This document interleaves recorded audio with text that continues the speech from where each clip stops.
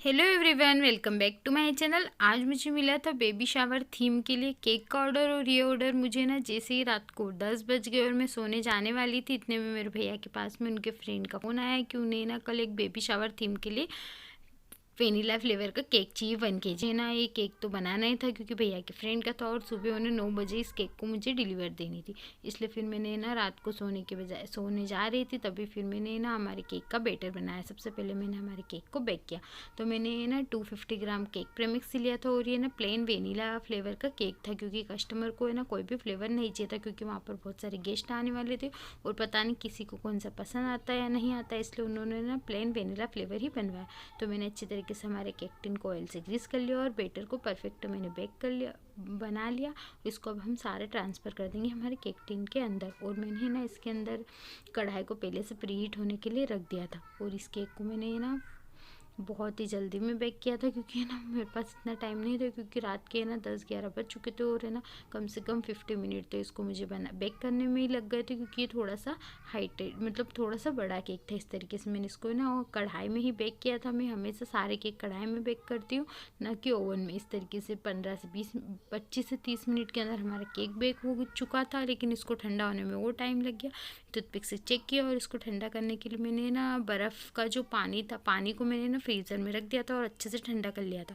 और अब इसके अंदर हम हमारे केक टिन को रख देंगे ताकि हमारा केक ना जल्दी से नीचे से भी ठंडा हो जाएगा और ऊपर से मैंने फ़ैन के पास रख दिया था ताकि ना जल्दी से हो जाए। अब हम हमारे केक को डीमोल्ड कर लेंगे। मैंने हमारे केक को डीमोल्ड कर लिया। अब इसको मैंने 2 लेयर्स में कट करेंगे क्योंकि मैंने इसको ना ज़्यादा लेयर्स में नहीं करा था क्योंकि मैंने इसको ना ब्रेड में ही बनाया था ताकि ना कस्टमर को टेस्ट खाने में अच्छा लगे। क्योंकि कस्टमर को है ना ज़्यादा क्रीम भी नहीं चाहिए, क्योंकि ना अभी टाइम चल रहा है, मतलब ठंड का टाइम चल रहा है तो इस टाइम पर है ना क्रीम से ना बहुत सारे लोगों को है ना मतलब सर्दी ज़ुकाम होने का टेंशन रहता है। इसलिए मैंने इसके अंदर है ना बहुत ही कम क्रीम का यूज़ किया था। इस तरीके से हमने पूरे केक की ना फिनिशिंग कर दी थी और उसके बाद इस दोनों लेयर को हम क्रीम लगा दी थी। और इसके अंदर मैंने ना चॉकलेट वगैरह कुछ भी ऐड नहीं किया था क्योंकि ना ये बड़ों के लिए केक था और मुझे डर था कि अगर मैं कुछ ऐड करूँगी और उन्हें पसंद नहीं आया, इसलिए मैंने इसके अंदर वेनिला फ्लेवर में कुछ भी ऐड नहीं किया। और अभी हम इसकी फिनिशिंग के लिए ना 2 कलर में शेडेड में बनाएंगे क्योंकि ना ये बेबी शावर थीम का केक था और बेबी शावर थीम केक है ना अधिकतर ब्लू एंड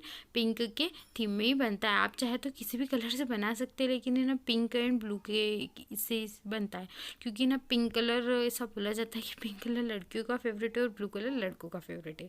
इसलिए ना इस केक को मुझे ब्लू और पिंक में ही बनाना था। तो इस तरीके से मैंने थोड़ा सा पिंक कलर डालकर हमारी क्रीम को बना लिया और इस तरीके से आधे पार्ट को मैंने ना पिंक कलर से कवर कर दिया।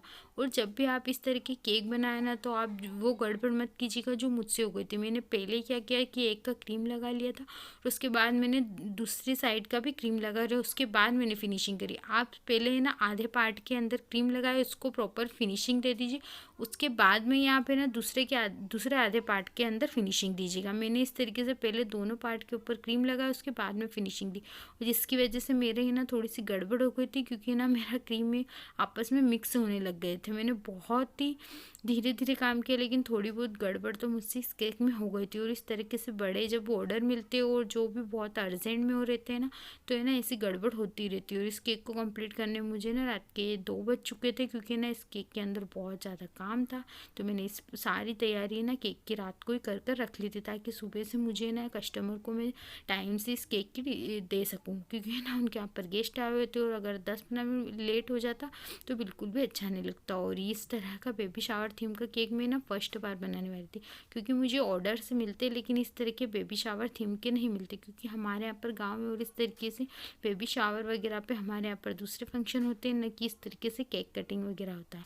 और फिर मैंने कॉयल ब्रश लिया और उससे ना इस तरीके से एक डिज़ाइन बना दी जिससे कि हमारे जो केक की प्रॉपर फिनिशिंग नहीं आ रही थी, तो मैंने सोचा मैं इस तरीके से एक पैटर्न बनाती हूँ जिससे कि ना डिज़ाइनिंग भी अच्छी लगेगी और है ना फिनिशिंग देना भी ईजी हो जाएगा। इस तरीके से मैंने पूरे केक के ऊपर इस तरीके से डिज़ाइन बनाई।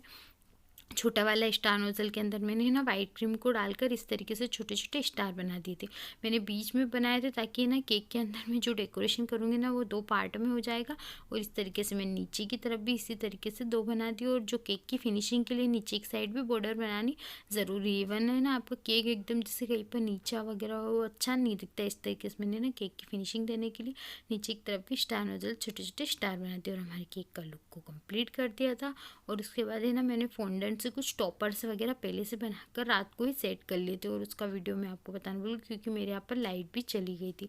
लेकिन मेरी फ्रेंड ने सब कुछ है ना पहले से रात को बनाकर सेट कर लिया था, और हमने है ना इस केक को ओवरनाइट पहले फ्रिज में मैंने सेट कर लिया ताकि हमारा केक परफेक्ट रेडी हो जाए। तो इस तरीके से मैंने इसको सेट करने के लिए रख दिया था। इतना कंप्लीट करने के बाद फिर मैं सुबह से उठ के हमारे केक के ऊपर इस तरीके से मैंने फॉन्डेंट से ना ये इस तरीके से 2 शूज़ बना लिए थे, क्योंकि ना जिनका ऑर्डर था ना वो भैया ये ना केक की जो डेकोरेशन की ना उसके प्रिंट निकालते, और इस तरह के मुझे केक के ऑर्डर नहीं मिलते, इसलिए मैंने सामान भी नहीं रखती हूँ। लेकिन मैं फिर इसे अर्जेंट केक के ऑर्डर के लिए प्रिंट निकलवा लेती हूँ। जिस तरीके से ये क्यूट सा बेबी है ना इस तरीके से प्रिंट निकालते, लेकिन जिनका ऑर्डर था उन्हीं के वो भैया ही सिर्फ हमारे गांव में प्रिंट निकालते, वरना है ना इस तरह की रंगीन प्रिंट कोई नहीं निकालता। इसलिए उन्होंने उनके घर पर गेस्ट थे इसलिए उन्होंने प्रिंट निकालने से मना कर दिया। फिर मुझे समझ नहीं आ रहा था मैं कैसे डेकोरेशन करूँ, लेकिन मेरे पास फॉन्डेंट रखा था तो मैंने 2 छोटे छोटे शूज़ बना दिए, एक दूध की बोतल बना दी, और है ना इसके ऊपर चॉकलेट से मैंने ना बॉय और गर्ल लिख दिया था, और फॉन्डेंट से मैंने ही और शी लिख दिया था। और इस तरीके से मैंने ना इस केक के लुक को कंप्लीट किया था।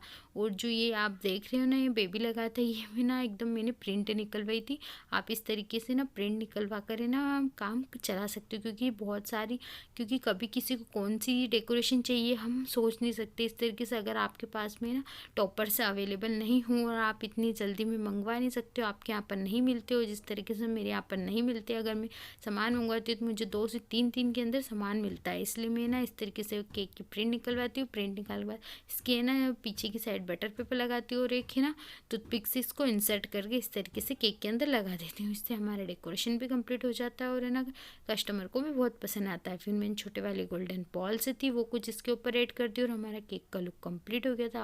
आप लोग कमेंट करके ज़रूर बताया कि आपको इस केक का लुक कैसा लगा, और अगर आप मेरे चैनल पर फर्स्ट बार आए तो मेरे वीडियो को लाइक कीजिएगा और चैनल को सब्सक्राइब कीजिएगा, और कमेंट करके ज़रूर बताइएगा कि आपको आज की डेकोरेशन कैसी लगी, और आप इसी तरीके से केक सीखना चाहते हैं या फिर केक डेकोरेशन देखना चाहते हैं, प्लीज़ मेरे चैनल को सब्सक्राइब करना मत भूलिएगा। और कस्टमर जब तक मैंने केक का लुक कंप्लीट किया कस्टमर लेने आ गए थे, तो मैंने इसको इस तरीके से पैक करके दिया। आपको ना ये जो फॉन्डेंट का आप जब भी आप काम करते हो ना तो कस्टमर लेने आते हैं आपको तभी करना है, क्योंकि ना इस तरीके से फॉन्डेंट लगाने के बाद आप केक को फ्रीज में सेट नहीं कर सकते। इस तरीके से मैंने बॉक्स को पैक किया और इसके ऊपर एक कस्टमर को एक नाइफ भी दिया था। Thanks for watching.